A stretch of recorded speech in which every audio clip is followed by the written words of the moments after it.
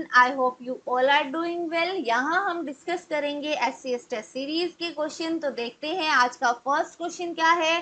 First question में पूछा गया है dash is the well known type of hydrogen. Well known type बताना है हाइड्रोजन का। Options are atomic hydrogen, nascent hydrogen, active hydrogen और all of above. So the right answer is, ये सभी जो है टाइप हैं हाइड्रोजन के, all of the above is the right answer.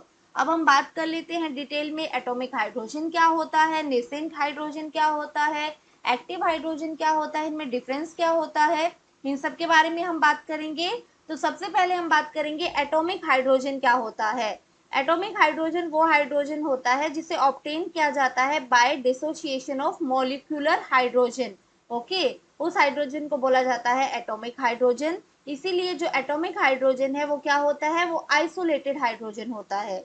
Okay, क्योंकि ये कैसे बनता है, ये डिसोसिएशन से बनता है मॉलिक्यूलर हाइड्रोजन के।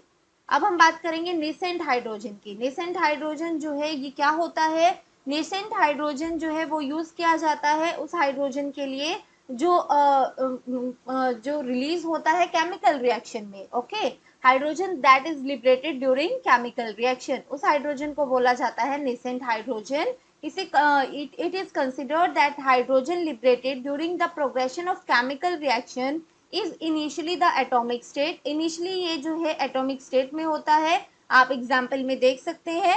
initially ये atomic state में होता है and then it is then combined to form molecular hydrogen and released as hydrogen gas, or else this atomic hydrogen will react with some other available ions। यहाँ पे आप इससे example देख सकते हैं, zinc plus 2HCl give zinc Cl2 plus 2H। Okay, तो ये example है नेसेंट हाइड्रोजन का। आई होप आपको समझ आ गया होगा एटॉमिक हाइड्रोजन क्या होता है, नेसेंट हाइड्रोजन क्या होता है। अब हम बात कर लेते हैं एक्टिव हाइड्रोजन की। एक्टिव हाइड्रोजन जो है ये वो हाइड्रोजन होता है जो एलोन एग्जिस्ट करता है। ये जो है एटॉमिक हाइड्रोजन ही होता है, it is an atomic hydrogen जो एग्जिस्ट करता है as a single atom of hydrogen and not as a molecule of hydrogen. Okay, ये हाईली रिएक्टिव होता है नेचर में and because of highly reactive in nature इसे एक्टिव हाइड्रोजन बोला जाता है। Now move to the next question. Next question is bacterium was stained by. Options are Gram, limer, meal और none of these. So the right answer is bacterium was stained by Gram, A is the right answer. Detail में हम बात कर लेते हैं, जो gram staining है ये कॉमन टेक्निक है जिसे यूज किया जाता है डिफ्रेंशिएट करने में two large group of bacteria based on their different cell wall constituents. Okay, तो वो कॉमन टेक्निक क्या है, किस तरह से यूज किया जाता है, इसमें जो है क्राइटेरिया रखा जाता है ग्राम पॉजिटिव बैक्टीरिया का और ग्राम नेगेटिव बैक्टीरिया का। ओके, जो ग्राम पॉजिटिव बैक्टीरिया है उनमें क्या होता है, उनमें thick mesh like cell wall होती है, मीन्स उनकी सेल वॉल जो है वो थिक होती है, जिसकी वजह से क्या होता है, जिसकी वजह से जो स्टेन पर्पल कलर होता है वो उसमें आ जाता है। As a result are stain purple by crystal violet. On the other hand Gram negative bacteria में जो है थिनर लेयर होती है, थिनर लेयर होने की वजह से they do not retain purple stain, purple stain जो है वो रिटेन नहीं कर पाते हैं and are counter stain pink, ये इनका कलर पिंक होता है। ओके, तो Gram positive bacteria purple colour के होते हैं और ग्राम नेगेटिव बैक्टीरिया जो है वो पिंक कलर में होते हैं। मैं पिक्चर के थ्रू आपको दिखा देती हूँ, इस तरह से ये जो है दिखाई देते हैं, पर्पल में पॉजिटिव एंड जो पिंक कलर में आप देख सकते हैं ये ग्राम नेगेटिव बैक्टीरिया है। इस तरह से ग्राम स्टेनिंग टेक्निक का यूज किया जाता है डिफ्रेंशिएट करने के लिए बैक्टीरिया टाइप्स को। Now move to the next question. Next question is, two boats are moving parallel and very closely in a lake. They are drawn to each other because two boat हैं, ये जो है parallelly move कर रही हैं और एक दूसरे के बिल्कुल क्लोज हैं, इस वजह से ये जो है एक दूसरे की तरफ अट्रैक्ट हो रही हैं। They are drawn to each other, इसका कारण क्या है। Options are, there is reduced pressure between them, इनके बीच में प्रेशर जो है वो कम है। There is an increase pressure between them, इनके बीच में प्रेशर जो है वो ज्यादा है।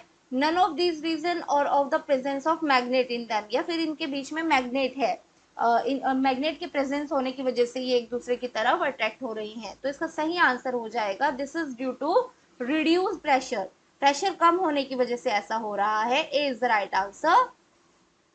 There is reduce pressure between them. इसके बारे में हम डिटेल में बात कर लेते हैं।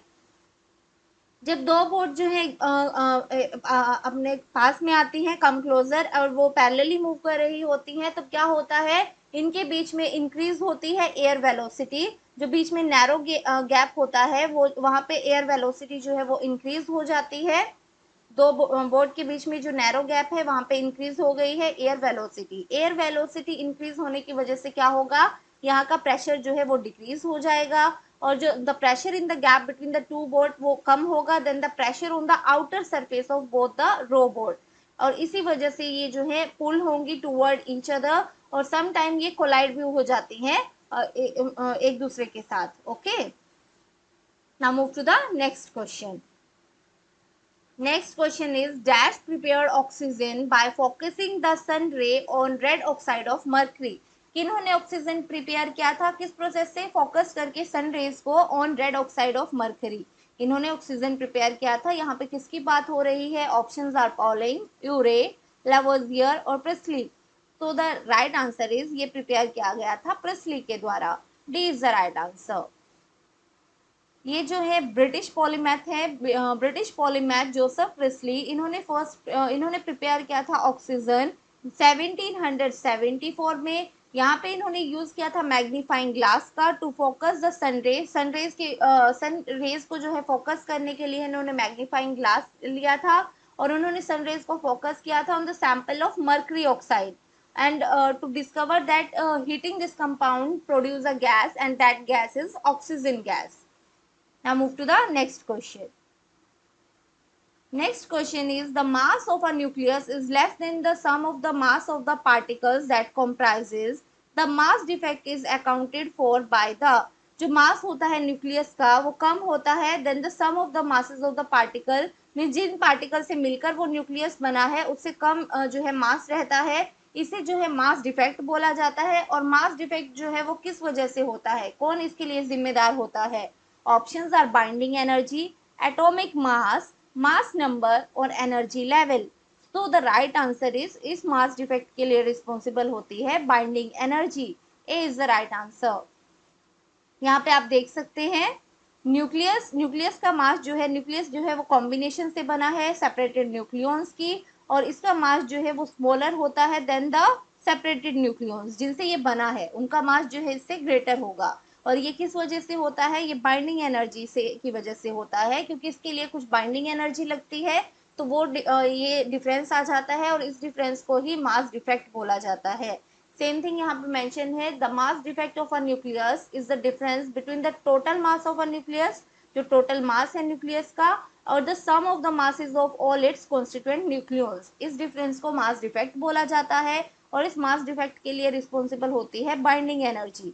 ओके, इसे बाइंड करने में जो एनर्जी लगती है वो एक्स्ट्रा होती है। Binding energy of a nucleus is equal to the amount of energy release in forming the nucleus.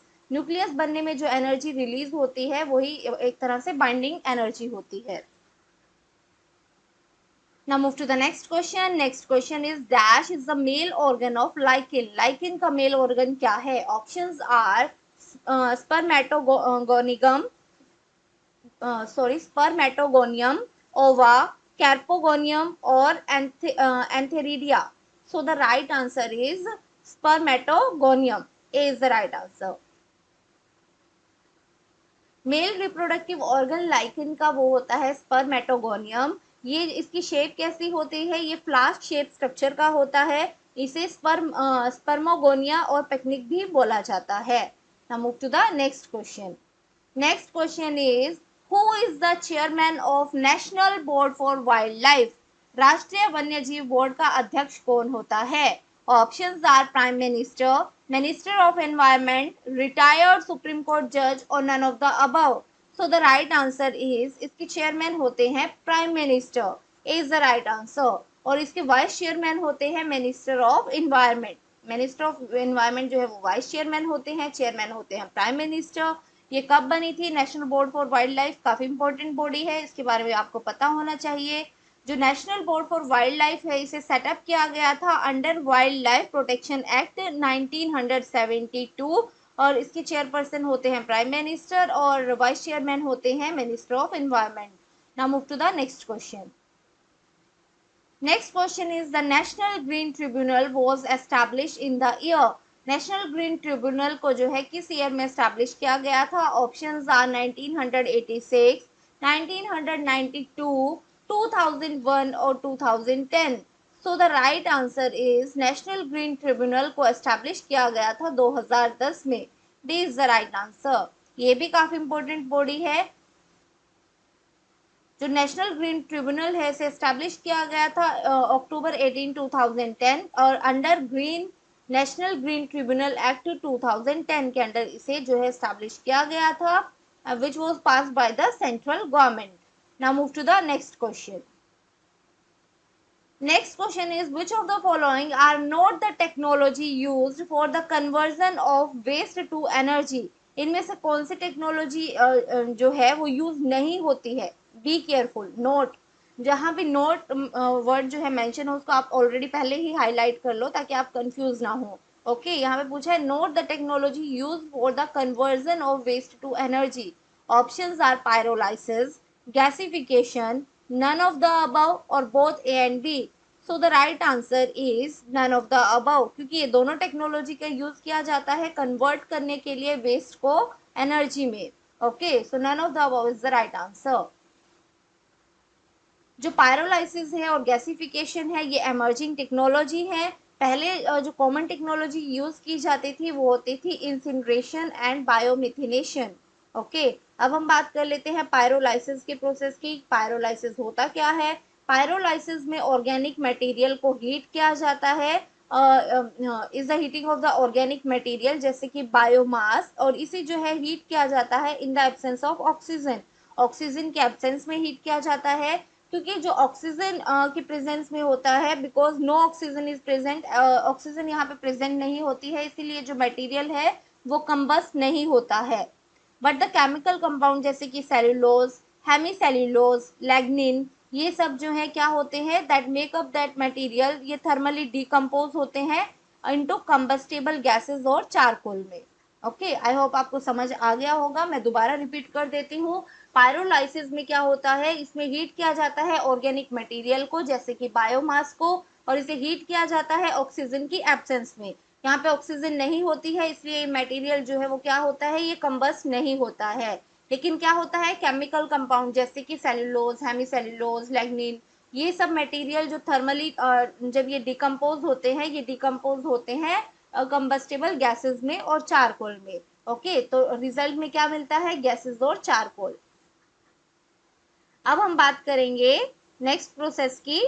Next process है गैसिफिकेशन. गैसिफिकेशन प्रोसेस में क्या होता है? गैसिफिकेशन जो है ये टेक्नोलॉजिकल प्रोसेस है. कन्वर्ट जो कन्वर्ट करता है कार्बोनेशियस को, means carbon based raw material को जैसे कि कोल को फ्यूल गैस में, और इस फ्यूल गैस को जो है सिंथेसिस गैस भी बोला जाता है. Now move to the next question. Next question is which of the following statement indicate the economic importance of grassland? Statement based question है. grassland के regarding कुछ statements आपको दी गई हैं और पूछा गया है कि which of the following statement indicate the economic importance? economic importance कौन सी जो है वो बताते हैं grassland की. फर्स्ट स्टेटमेंट है कि जो grassland है कि मेजर सोर्स होते हैं ड्रॉट पार के, fuel, raw material and nutrition for the village industries. तो ये स्टेटमेंट बिल्कुल सही है. ये शो करता है इकोनॉमिक इंपॉर्टेंस ग्रासलैंड की, तो फर्स्ट स्टेटमेंट बिल्कुल सही हो जाएगी. नेक्स्ट स्टेटमेंट है ग्रासलैंड बायोम्स जो है वो मेंटेन करते हैं पॉपुलेशन ऑफ वाइल्ड हार्बीवोरस. तो ये स्टेटमेंट भी बिल्कुल सही है. नेक्स्ट है around 13 million hectare of land in India are classified as permanent grazing land. So this statement is also true. यहाँ पे पूछा गया है करेक्ट ऑप्शन बताइए, तो इसका राइट आंसर हो जाएगा all, means 1, 2 and 3. D is the right answer. Now move to the next question. Next question, इससे पहले हम इसके बारे में डिटेल में बात कर लेते हैं ग्रासलैंड के रिगार्डिंग. ग्रासलैंड जो है ये वेल्थ है. The wealth of livestock play an important role in Indian life. जो वेल्थ है लाइफ स्टॉक की ये काफी इंपॉर्टेंट रोल प्ले करती है इंडियंस की लाइफ में, और मेजर सोर्स है ये जो ग्रासलैंड जो है वो मेजर सोर्स है ड्रॉट पावर का, फ्यूल का, न्यूट्रिशन का, रॉ मटेरियल का फॉर विलेज इंडस्ट्रीज. लगभग जो है 13 मिलियन हेक्टेयर जो है in the country are classified as permanent grazing land. And also they exist in highly degraded state, ये हाईली डिग्रेडेड स्टेट में आते हैं ग्रासलैंड। और जो ग्रासलैंड बायोम है ये काफी इंपॉर्टेंट होता है मेंटेन करने के लिए population of many domesticated and wild herbivores, क्योंकि ये जो डोमेस्टिकेटेड एनिमल्स हैं और हर्बीवोरस हैं इनके लिए क्या चाहिए, इनके लिए ग्रास चाहिए होता है। ओके, मींस ग्रेजिंग लैंड चाहिए होता है, इन शॉर्ट ग्रेजिंग लैंड। और जो ग्रास लैंड हैं ये प्रोवाइड करते हैं ग्रेजिंग लैंड, जैसे कि हमने ऑलरेडी देखा है कि परमानेंट ग्रेजिंग लैंड कितना है इंडिया में, अबाउट 13 मिलियन हेक्टेयर। ओके, और कहाँ पे मोस्टली ये हाईली डिग्रेडेड स्टेट में अवेलेबल है। Now move to the next question. Next question is Rover Cup is related to which sport, Rover Cup जो है वो किस खेल से संबंधित है? Options are football, cricket, tennis और स्क्वैश। तो द राइट आंसर इज, ये जो है रिलेटेड है फुटबॉल से, ए इसका सही आंसर हो जाएगा। जो रोवर कप है ये फुटबॉल टूर्नामेंट से रिलेटेड है जो इंडिया में होते हैं, and it was started by British football enthusiast at Bombay in 1891। तो ये फैक्ट भी इंपॉर्टेंट हो जाता है कि किसके द्वारा स्टार्ट किया गया था, ये ब्रिटिशर्स के द्वारा स्टार्ट किया गया था, कहाँ से, बॉम्बे से किया गया था, और कब किया गया था, 1891 में। Now move to the next question. Next question is Summer Olympics 2020 will be held in, Summer Olympic 2020 कहाँ होंगे? Options are Argentina, Chile, Brazil and Japan. ये जो है पोस्टपोन्ड हो गए थे 2020, नाउ ये 2021 में होंगे, और ये होंगे ब्राजील में। आपको पता ही है ये दूसरे नाम से टोक्यो ओलंपिक के नाम से ही जाने जाते हैं, टोक्यो ओलंपिक्स। जापान टोक्यो में ये होंगे, कब से कब तक होंगे वो भी हम देख लेते हैं।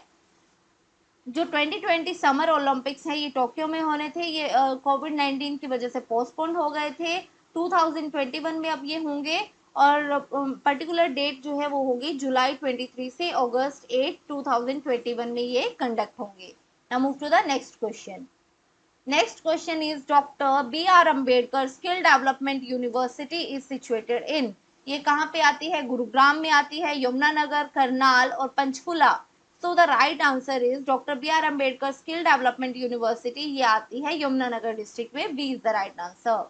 आप मुझे बताएंगे कि ये कब बनाई गई, ओके डेट आप मुझे इसकी बताएंगे, और इसकी क्या सिग्निफिकेंस है, ये किस पर्पज से डेवलप की गई है, वो आप नाम से भी बता सकते हैं, स्किल डेवलपमेंट है।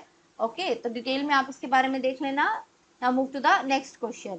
Next question is which of the following cricketer belongs to Haryana, इनमें से कौन से क्रिकेटर जो हैं वो हरियाणा से हैं? ऑप्शंस आर नवाब पटौदी, जोगेंद्र शर्मा, अजय जडेजा और ऑल ऑफ द अबव।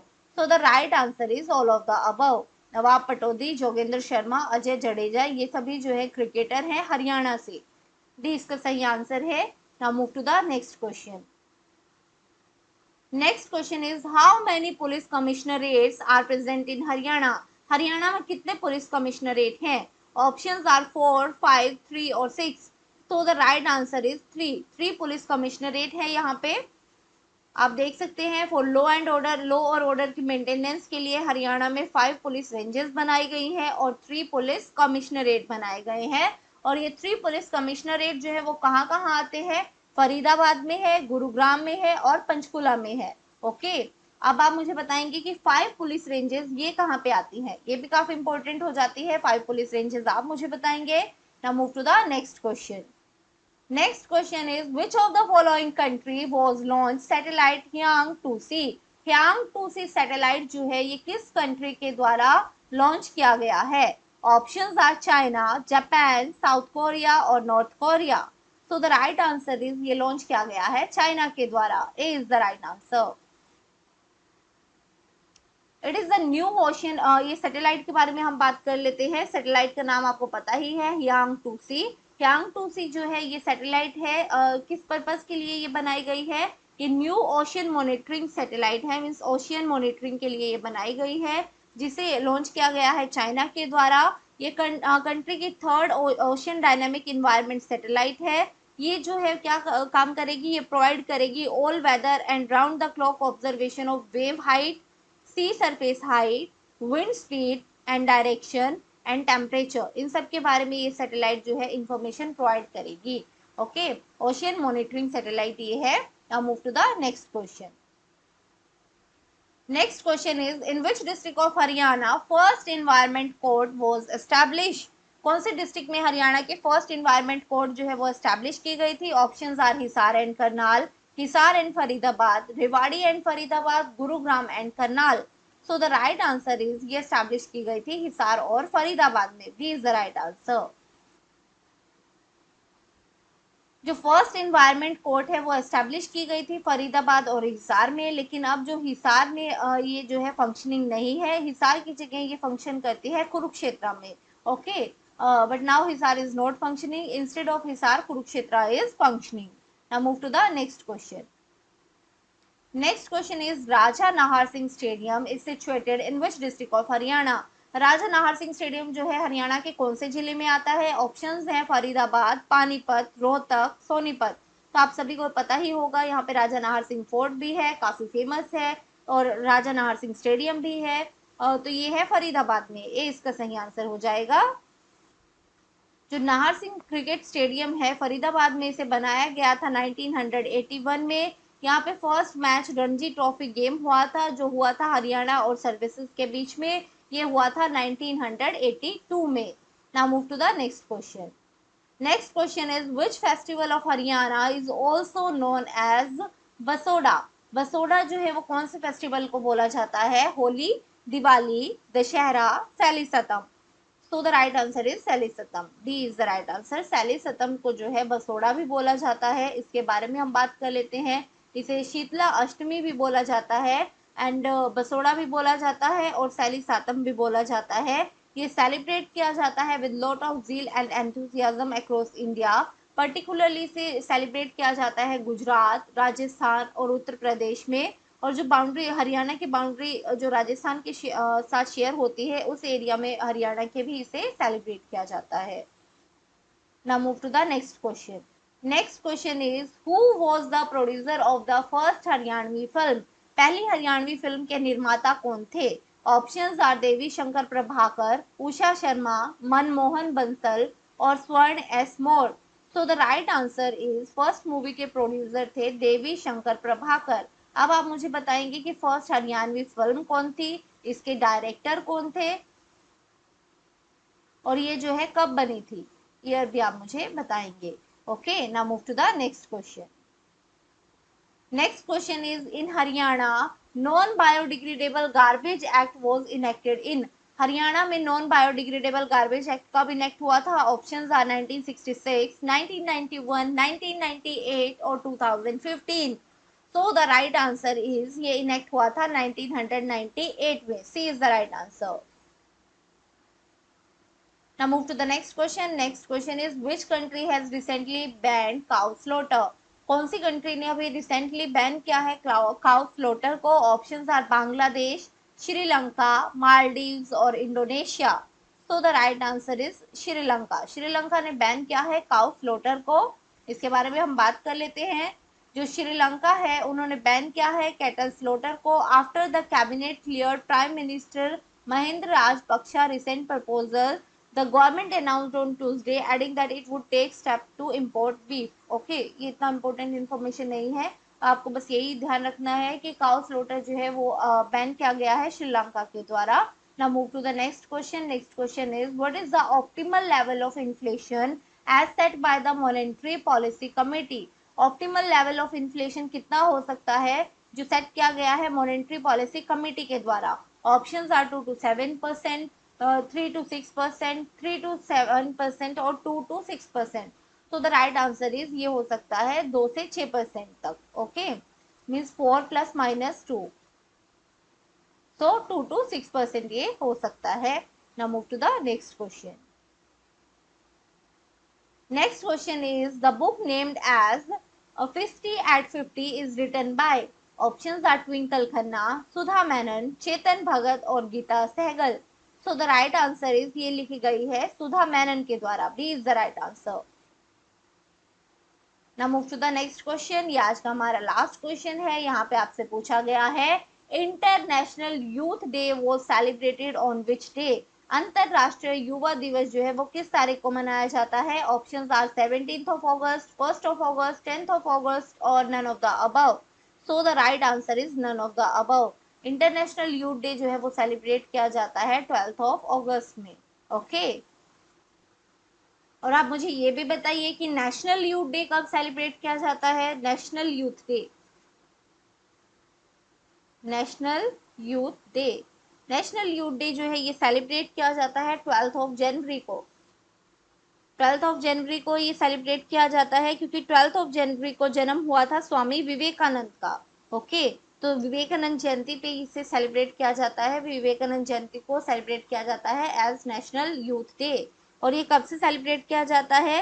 1984 में गवर्नमेंट ऑफ इंडिया ने डिक्लेयर किया था 12 ऑफ जनवरी को सेलिब्रेट किया जाएगा एज नेशनल यूथ डे। और सिंस देन सिंस 1985 इसे एवरी ईयर जो है सेलिब्रेट किया जाता है एज नेशनल यूथ डे, किसे? 12 ऑफ जनवरी को। ओके, तो आज के लिए इतना ही। I hope you like the video. Thank you very much. Bye bye and take care.